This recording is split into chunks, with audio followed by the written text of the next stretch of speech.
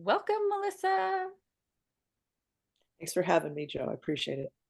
Yes, it is my pleasure to have you. Your band sounds super great.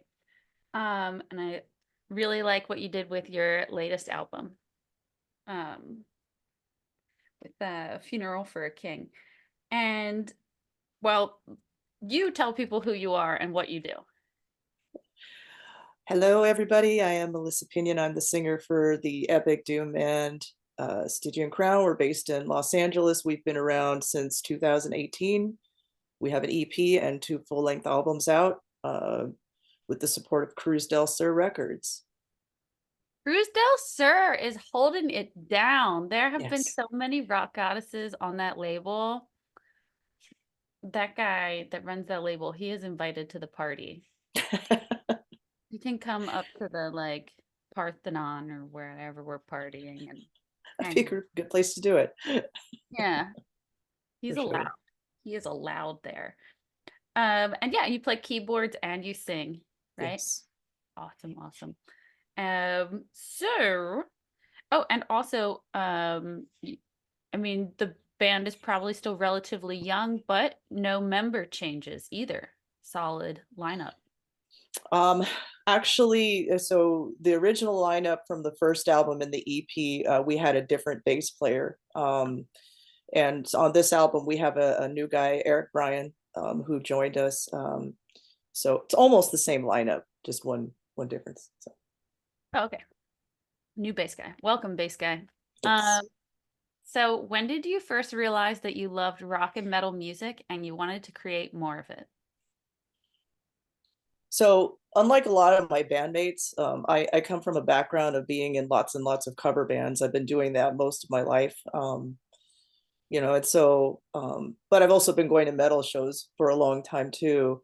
But in terms of being a performer, when I started doing things that were more in my wheelhouse, things like Dio, Iron Maiden, Ozzy Osbourne, when I started singing that sort of material, it's like that's when I started realizing, wow, I would really like to start writing my own material.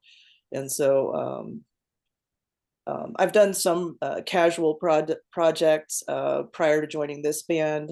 It gave me a little bit of experience writing, and now I'm doing a whole lot more with Stygian Crown, and it's been great. Awesome. So Um, Also, I love your shirt, and I do need to point out to everyone that the background of everybody needs to wear a sassy shirt in the show. And also, like too high. There we go. And also the background, your album art is brilliant, Chris brilliant. Fairwimp, he's awesome. Hire him. He does great work. But we all know that. I love And it. your shirt's also awesome.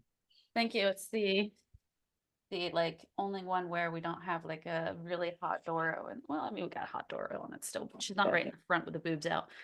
Um, I don't. got a cool Doro story for you later whenever you want to hear it. But yeah, Oh my she's gosh, awesome. Yeah. I'm always excited for a good Doro story. So yeah, okay, so if your music were a movie soundtrack, what would the movie be about? So I thought about that. And, when people see our band name, they automatically think Conan the Barbarian. And that's what the name was influenced by, or was, uh, that's where the name came from. But the song lyrics are more, I would say, would fit something more along the lines of Clash of the Titans. And the reason is because we focus on Greek, Roman, and other mythology. Hmm. We're branching out into a lot more than just Greek and Roman and Norse in this new album, but for the most part, it has to do with monsters. And Clash of the Titan is all about monsters and the role that they play in the world of Clash of the Titans. So that's my answer for that. Oh, I love it. Yeah. Yeah, a lot of girls in metal and girls who are fans of metal are fans of mythology and archaeology. So I recommend to anybody watching this who's into it, check out the lyrics. I love lyrics. I'm into it. I'm not into music where the lyrics are just like I don't know, like a lot of pop music or sometimes even rock music where it's just like so generalized and they're just saying all the like trendy words and themes and it Mm-hmm. doesn't mean anything. Like that does not do it for me. I want the poetry, I want the storytelling. So I love what you're doing. Thank you. Um, Yeah. If you could collect any three vinyl records of all time, what would you like to have? So I'm a very unconventional metalhead in that I do not collect vinyl. I'm probably one of the the few who don't. But I will say this, that I've been thinking about that question too. And if I did collect vinyl, there's a couple that would stand out to me. Um, the first is a band called Zedjago from Germany. No. They had, yeah, Jutta Weinhold is amazing. One day, my goal in life is to meet her. But they had a release back in the 80s called Pilgrimage. I would love, love, love to have that because it's just so dramatic and so theatrical and Yes. an amazing release. The second one is Postcards from the Asylum by Hellion, a very underrated band, and people don't really talk about them as much as they used to. But Anne Boleyn is just such a phenomenal singer, and I love that release. Oh, Um, and then the third, I really, a friend of mine has really, really, really been getting me into Chastain because Leather Leone is just, another aggressive, raspy, powerful female singer. Um, Voice of the Cult, great release. So, those would be three picks I would choose as well. man, Yeah. I'm coming over to listen to them because those are three really great albums. Yeah, Utah and Leather Leone um are like vocally just top tier. That's what we should all hope to leave behind as a legacy because they are amazing. And they're two awesome examples of how women's metal vocals get better with age because we get more testosterone in our body and we get more pissed off and we don't want to sound pretty and we just sound better. So I love that for us. And also like very encouraging to like stay in the game and continue to make music because this is going to become really, really obvious over time that like as women age, they have raspier, heavier, deeper voices, really great for rock and metal. So thank you. Agreed. Yeah. Um, and yeah, hopefully Utah is like not too hard to find because I would love to have her on here. There are so many questions I have for her, and she really had um, I'm sure she's full of so much wisdom with all the stuff that she went through trying to Oh, no keep the doubt. rights to her music and like the legal battles. And she started so young and she started in more like 60s, like rock, almost like Janis Joplin kind of stuff. And so Hmm. she just has like such a legacy. Yeah. Yeah. Have you ever heard like old 70s coven music? Oh, yeah. Oh, It's yeah. like I was listening to that the other day. I'm like, wow, that sounds like Jefferson Airplane is so wild that that's now considered metal. What do you There's got there? that jacket that's painted up there. I don't know if that was like clear at all, but I Yeah, paint only women on my jacket. Like you can't even get patches for like half the bands that I wanted on my jacket. right. So the big one in the back is um Jinx Dawson, and I met her and she signed it for me and like held my hand while I like stared into her soul. Was So that Keep It True last year? no, she was touring with Lucifer and Oh, there you go. Okay, yeah. And then I got invited backstage, but I only found Lucifer there because Jinx is a beautiful vampire that needs her beauty sleep. And she's understood. already asleep, I'm sure, or like crazy sick or something. But yeah, I have definitely listened to early Coven. I think I listen Nice. to it like every day. Oh, sweet, Yeah, I sweet. really love the stuff that you're naming right now.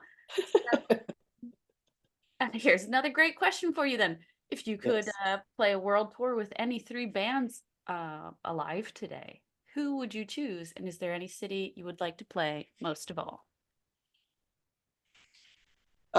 Okay, so in terms of the city, that I haven't really figured out what I would settle on, but in terms of the three artists, um, I mean, everybody on Earth in the underground heard about the Solitude Aeternus reunion in Houston last week, which was a magical and just amazing and epic evening. and we had the chance to meet them backstage. It was a dream come true. My band were they were just they had, you know, stars in their eyes. It was great. So Solitude Aeternus, please call us. That's the number one. Number two, we've played with Candlemass twice, Ooh, once in Germany and then once again in Houston. Really humble guys, just amazingly talented with such a, you know, a massive legacy. We would be honored to join them either on a US leg or even to join them in Europe. Um, the third one, I was trying to remember what I thought of for that. I mean, there's, you know, there's some possible realistic choices out there that we would love to try out. Maybe with teaming up with a band like Sorcerer, you know, or My Dying Bride. I think those would be really amazing opportunities for us, and we'd be in like-minded, you know, uh, company in terms of the audience. So, but I could name many more that we would love to, you know, share a stage with. So those are three that come to mind. well, it definitely makes sense that you played with Candlemass.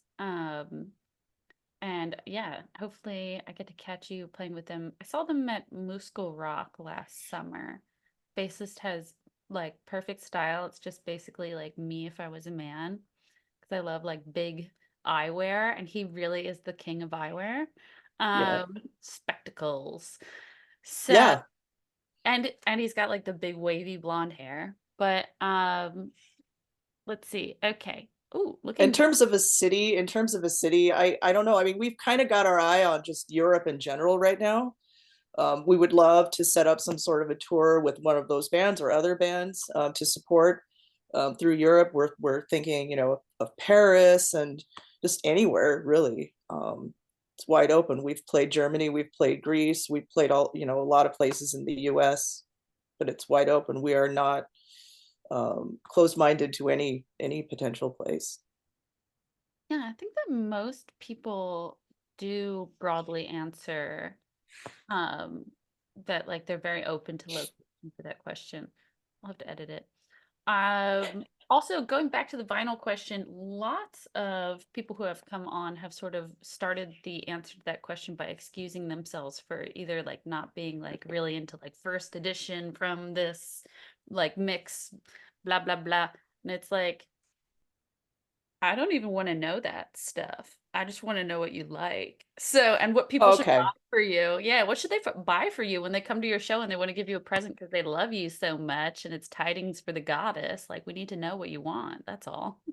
Oh, okay. I mean, Yeah. because like, you know, we get asked all the time to do these, like, what are your most the most influential albums, and you know, and so I always think that that question is coming from a lens of what do you, you know, uh, like what's the most rare thing that you'd like to that you're influenced by, that sort of thing. And when you think vinyl, you think collectors, rare, that sort of stuff. So sorry about that. No, no, I answered it wrong. no, you did not answer it wrong. You can answer anything any way you want to. You're the queen here. And I also will just have to change the question to be like, okay, like, you know, worshipers are bringing you gifts on silver platters. What are the vinyl on the platters? That's what I meant to ask. It was worded badly. You should be Okay. more specific. So, looking back, what was a big decision you made that turned out to be a great choice? That was easy. That question I can answer immediately, and that's joining this band. You know, I mentioned earlier that I've been in cover bands for most of my life and just kind of languishing around doing a couple of projects that, you know, I felt satisfied with, but never really achieving what I was out for, and that was to play in front of large audiences and have a successful album that people respect. Mm. Um, you know, and so getting the call to be recruited for this band and then me accepting it, definitely the best decision I've made in terms of music goes. Tell us So, the story of getting that call. so the story is that, well, I was at work. The band actually had been recording demo tracks since 2015. And they were just, you know, working out the sound that they wanted and refining it. And then they came up, basically, they ended up with 3 or 4 songs that they had finished, some of which had lyrics, some which didn't. And that's when they decided that they needed to start looking for a singer, but they didn't really know anybody. And then the drummer's wife basically said, "Hey, check this out." And so she sent them a video of me performing "Hallowed Be Thy Name" Hmm. at a bar in LA. And they said, "That's who we want." And so they called me. I was at work, and the drummer called me, and he said, and I knew of him, but I didn't know him. And so he said, "What do you think about the band Candlemass?" And I said, "I've never listened to them in my life, but I've heard of them." And he said, "Well, go listen to them. And also, we're interested in possibly trying you out for this band." So they sent me demo tracks, and I'm like, wow, this is like nothing like I've ever done before. Because I'm a huge fan of traditional metal, things like, Ronnie James Dio, Iron Maiden, that sort of stuff that's more upbeat. And so I'm hearing this very slow, really down-tuned stuff, and it took a lot to get used to, Mm, but best decision ever. love it.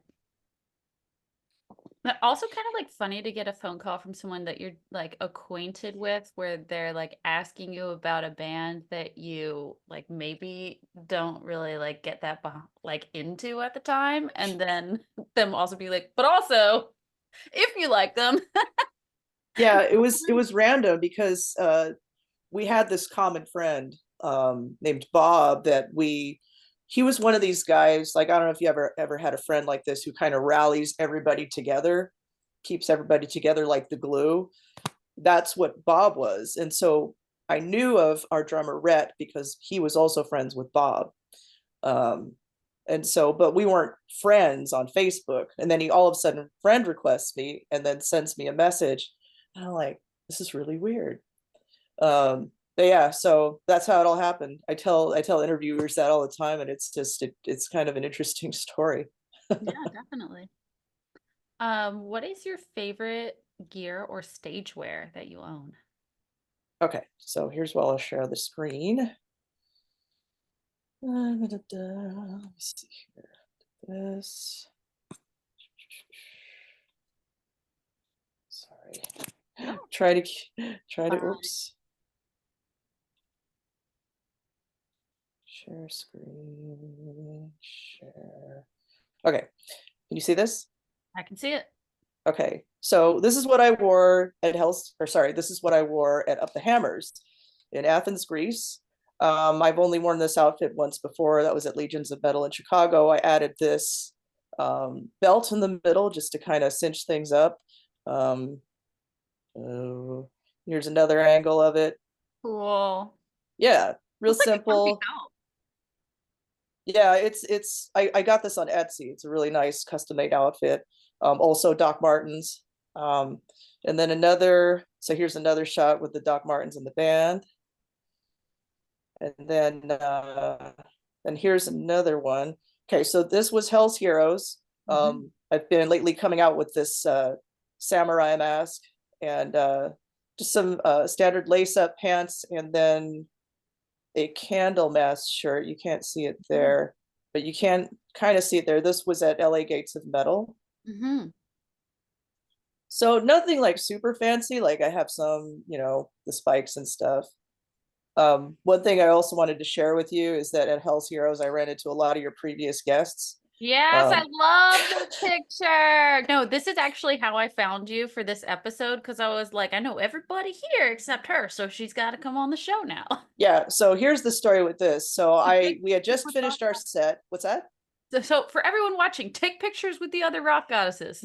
That's how I'll find you. Yeah, All right, yeah. keep going. So we had just finished our set, and who walks up? And I had been looking for these gals like all weekend and stuff, but then so Erica from Sanhedrin and Deborah from Lady Beast walk up, and I'm like, hey, we'd never met each other. We've talked to each other like over, social media, but never met each other. So that was really cool. And then this gal right here, Crystal, Yes. you've had her on your show too. I've run into her many, many, many shows. She's just an amazing entrepreneur who's just creating some awesome leather goods for folks. And then I forgot. Oh, and then Madeline, I think you've had Yes. her on your show from Bloodstar. Yep. Bloodstar. And then I had a photo of Amy here too, but I forgot to upload it, but I just wanted to show you Oh, representation from your show. It was out there, so I'll stop share now. gotta catch 'em all. Rock goddesses. No, seriously. Yeah, so I ran into a lot of your former interviewees Yay, this I last love week. that. That makes me so happy to see. Like I try to drop people into chats with each other after the episodes. Like I think that this person and this person's energy might work together, or they're looking for the same kind of thing. And like one person's band was looking to replace a guitarist for a couple shows, so I grabbed somebody from another episode. And so I'm really trying to weave everyone together in like ways that like will support all of us. And For so it sure. makes me so happy to see everybody hanging out like that. Have you talked to a Nick from Koshmar yet? Yeah, Koshmar? I'm after this episode, can you just send me her profile or Yeah, something on Instagram? yes. Okay, I got like a list of people I need to reach out to, which is amazing because the rock goddesses do take care of each other and send me Yes. their friends and stuff. Good for us. Yas. Helping each other get on shows. Like I've seen people book shows together. Yeah, just everything. Oh, like buy stuff like Luna's awesome fashions and also Luna just has the most amazing energy. Oh, and Yeah. like 10 labels follow this channel now. So a bunch Yeah. of bands that weren't signed have been able to be signed because they're visible here. So it's working. Yeah. I Um don't know why I said Crystal earlier. Her name is Luna, and like her real name is something else, and I can't remember what. I think it's Stacy. But yeah, so Luna Soto. Sorry. Uh, I knew that you knew that. I bet she knew that you knew that too. Yeah, yeah, I know. It's been a long day. What is a performance memory that you will never forget? Yeah, we played Hammer of Doom back in 2022, and it was our first time in Europe. Um, it was for many of the guys their first time in Germany. Um, and it was my first exposure to the European underground scene, and it was completely overwhelming. Because I went out there and we played after Wheel, I think. Who was like just they're just an amazing German band. But we went out there and I didn't know really what to expect. All I knew was that there were 1,000 people in the audience and I was scared shitless. Um, but like we just went through the set and it was a really, really good performance. And in between the songs, people were cheering and chanting, and it was like overwhelming because we are not used to that in the United States. Oh my We gosh. don't we don't we don't see it like that in the US at all. So it was very so that's my most memorable gig, Hammer of Doom, Germany. Oh, that's Thank you, perfect. Germany. Yes. It's just what you wished for. You wanted like bigger audiences than with lots of energy, and there you go. And But it's kind of like a curse at the same time because you have this lofty goal like if I could only get to this point, I would be satisfied and, knowing that my career is where it should be. But then that it's a moving target, right? When you reach that point, it's like, what's after that? So yeah, 100%. And it's like that in every like thing you can wish for. It's like why the genie doesn't allow you to have like infinite wishes and you get three, because if you just keep wishing, you don't enjoy what you have. exactly. But um but yeah, it's like the exact same thing in art, and like then the target just moves again. You're like, darn it, a cheese. Yeah. Um uh, I wanted to real quick, I wanted to share that Doro Pesh story, yeah, just, tell because, this is about women, this is about supporting women. it. Hmm. And so I figured that this might be helpful. But, and then a lot of my colleagues, my peers who I just showed the photos of, they also got a chance to meet her. They have met her in the past. But so when I showed up to Hell's Heroes, I found out she was getting ready to leave. And so I ran back to her trailer and she was standing there and it was like this moment where it's like, um, you're meeting somebody that's like very, very, very special and influential, and so I'm like, well, I'm in her presence. I might as well ask Doro, what advice would you give to a female heavy metal singer? You know, which seems like such a cheesy thing to ask. I'm like, I'm not going to walk away without asking that. So Right. she says, and by the way, I don't know how old she is, but I swear to God, that woman never ages. Well, She looks amazing, even close up. So, but she said, uh, give 100%, sing every day, and don't let critics get you down. Then I said, thank you. That's all I need to know. So oh, so it's just wholesome. amazing and very just a humble person, very humble. Oh, Yeah. and she's like tiny too, right? In person, I've never She's tiny. Yes. cute little wholesome pixie lady. Yeah. Uh, And she could sing just like in the 80s. She still has it. yeah, I saw some of the live footage and I was like really impressed. I've heard people say that there's like some songs that she sings better now than the way that they were recorded. Like I Rule the Ruins is like my favorite piece by her, and so I saw that she performed it, and I was like, wow, that actually is even better. Um, Luna was in the front row too. I've seen footage of it and she's in the front going, yeah, it's great. know what actually happened? I can share a story about that too. Luna was looking for some new musicians, and she had gotten a message just before she went to Hell's Heroes about like someone who was interested in filling a position in her band. And she went up to the front with another short girl, and there was a guy there who said, "Oh, you girls are short. Why don't you take this spot and stand in front of me?" And she's like, "You're a cool dude." And he's like, "Wait a minute. You're an emo Fury, and I'm the person that just said that I want to be in your band." And she's like, "You just proved that you're a cool dude." And then immediately after she said that, somebody standing next to her went, "Oh my God, you're the singer from Angel Fury." So the Yeah. guy was like, "Oh, cool. Like people know who she is." Yeah. All thanks to the glittering rainbow of Doro hanging over them. Um, It's amazing how small this world is, you know. yeah. Do you have any new announcements for us? We are so all the shows that we had been booked for, we've played them, and so now we're just kind of what happens next, you know. And so, just a little side note: 3 weeks before we played Athens, our drummer had a heart attack. You know, and so that caused a lot of panic and stress for us. At one point, we had a sub lined up to possibly fill, you know, to help us out in Athens. So we were able to get through these last two shows, but now we're just going to kind of try to focus on his health, um, to start writing new material. It took us 4 years to put out this follow-up album. We're hoping that that's not as long next time. um, but you know, I mean, so basically we're focusing on Rhett's health, focusing on writing, and then focusing on promoting the album. And hopefully the third thing will happen either sometime this summer or later on in the fall. Well, good Yeah. luck to him. I hope that Rhett will be feeling very good soon. And good luck to you with getting everything out when you want it, which is Yes. like nobody gets that. What I mean, the are difference your this expectations? time, the difference, the challenges that we dealt with the first time. So I mean, basically, when we put out our first album, it was in the middle of the pandemic, which was really, you know, a challenge for us because you have a new album, you want to promote it, you want to play shows, you want people to know about it, and it was, you know, it was impossible for us to do that.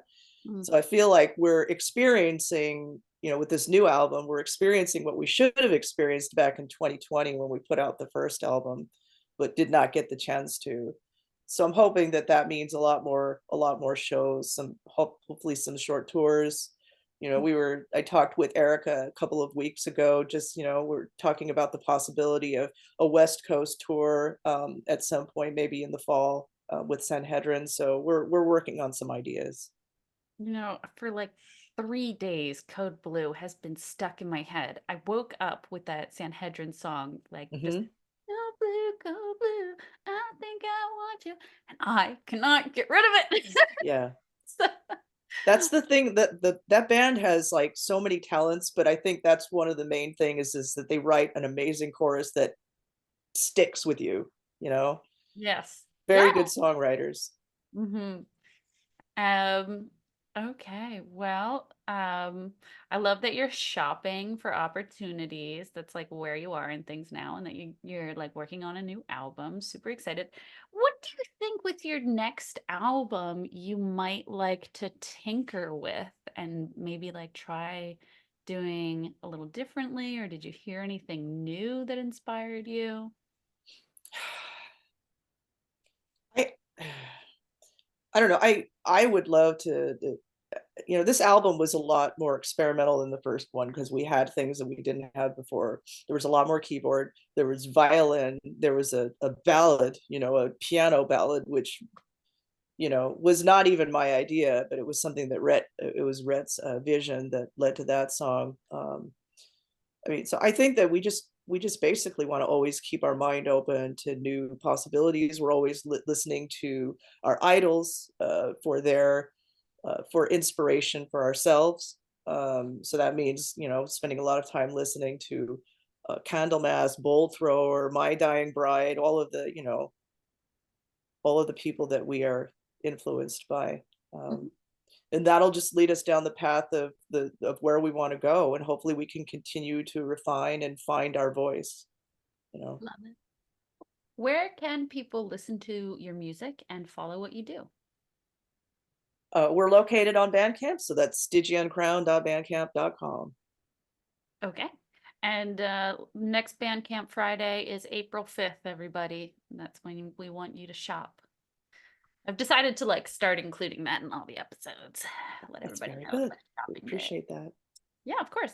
So it is time for the fun, easy vinyl game. It's not always easy, Oh but God, it's not going to be easy for me because my knowledge isn't so awesome. I'll oh do my my best. gosh.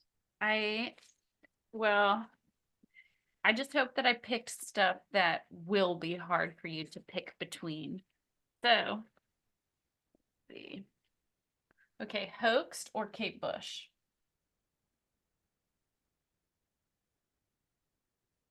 Uh, Probably Kate Bush. What do you like Look about at Kate, that cover. Damn, right? not everyone can work that. Often imitated, never equaled. She had like such a dancer figure as well. Yeah.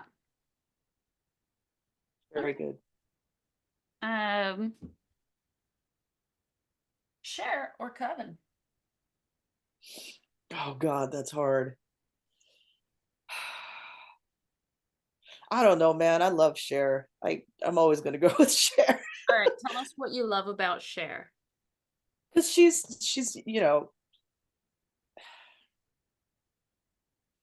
she was unique for her time, and her voice resonates with me in so many ways because she has that lower timbre that's so unique, and critics don't always understand that, but she held her own regardless of what anyone told her. She basically just said, I'm going to do whatever the fuck I want. Yeah, She's one of a kind. And I understand she has a new album out, how do people do that at her age? that is so amazing. I did not even know she had a new album out, and I can't. Somebody told me that. I haven't verified it yet, but yeah, Well, look, amazing. everybody go look for it. Oh man, yeah, she got a couple of really good songs in there in her career, real catchy good ones. Um, I really want some girls to cover some Cher songs. I don't know if my dream will ever come true, but If you could turn, God, I can't even think, like some of her old 70s stuff, you could easily turn that into a metal song. That would sound dope. softly laughed and then she danced across the floor. I actually don't know all the words. I like Picture Patti Smith. Yeah, Patti Smith. She's awesome too. Yeah, Wow. great songwriter. Um, Personally, a favorite Patti Smith song of mine is Citizenship. I just think she is like really what a wordsmith. you know, for somebody that like really appreciates checking out the lyrics that people include in their music. Patti Smith delivers. Also, somebody ahead of her time when she first came out. People didn't really get her at first, but if you stick around long enough, people will get it. And you know, she just a contemporary to Debbie Harry, and they were like on the covers of the same punk zines in New York, which is really interesting because Debbie would go like so reggae and pop later with Blondie. And Yes. uh Patti Smith, I mean, she's sort of just stayed in like her artsy, just I don't know, like sort of beatnik kind of bohemian way of making music, I think. Betty Davis or Bonnie Tyler? um it's hard for me to answer that. I love Bonnie Tyler. So that would probably be my choice, because that's another person who has just a unique voice. And the story I heard was that she had vocal surgery that caused her voice to sound like that. Mm, So she can't go back under the knife or it'll change it again. that, But you know, that also happened to Miley Cyrus. She always had a husky voice, but after the Bangers tour, where she made no money, she spent all the money on producing like all of the amazing props and stuff that went into that tour.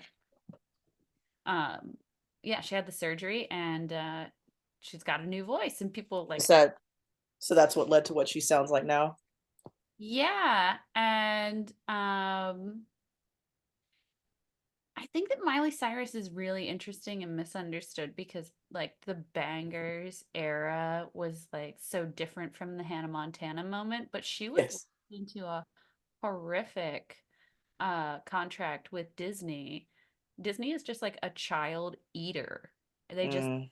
you know, they just use you until you're 18 and then they dump you, and it's up to you to do something with your career. So her name isn't even Miley Cyrus. She had to legally change her name. And that way she could like hold on to the identity just like Tina Turner had to do. It was like Miley's Ike was Disney. Yeah. And so what she had to do to break the contract was get fired from it, and the only way she could do that was to go so outrageously well, what she did with the Bangers stuff, to just break away from the Disney child star image before they just like dumped her and like, you know, like working it with it when she's still hot. But she's also on that new Beyonce album now. Yeah. Okay. And then this is the last set. Santa or Pat Benatar? Oh God, you're you really thought this through, because those are all difficult.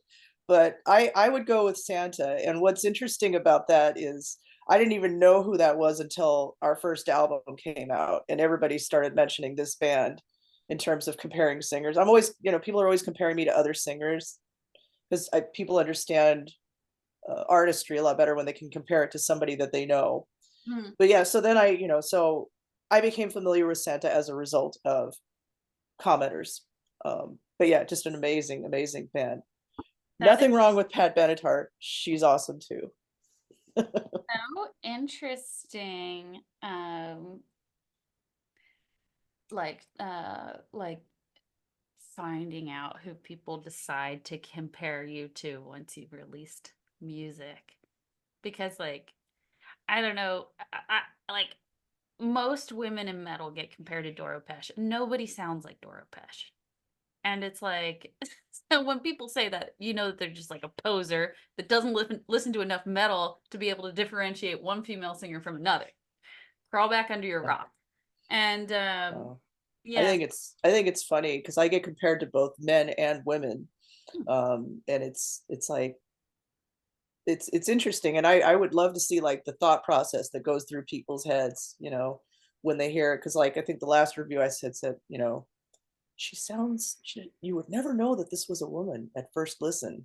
I get that. I can't even count how many times that's happened. If I had well, $1 for you every know, time. I guess that just once again goes to show that like whoever, I hope that's not a professional opinion, because like then they're obviously not listening to enough music, because then they would know that a woman is singing. But people compare men to female singers. I've heard people say like that different male singers they thought were women when they were. Yeah, that happens too. Yeah. And Maybe not as often, but I don't know. Maybe. yeah, just yeah. But yeah, like I said, I hope that's not like a professional that was writing that, because they should really listen to more music. So, I'm used to it.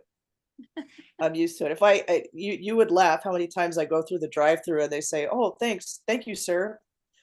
Pull forward," and it's like, not a dude. oh, okay. So this is like not exclusive to music.